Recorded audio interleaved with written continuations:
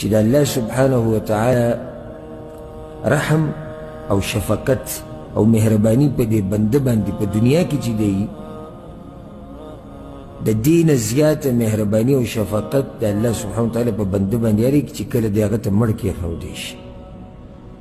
یو انسان یو مسلمان چې په دنیا کې ګرځي او د ده بدن کار کوي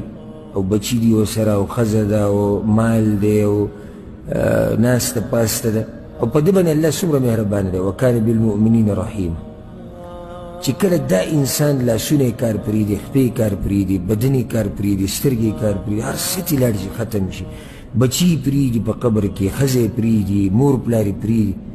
نو بیا ستاسو څه ګمان دی چې هغه رب چې په ژوند کې په ده باندې مهربانه و د مرګ نه بعد به په ده نه مهربانه. د الله نه ښایسته امیدونه او په الله باندې ښایسته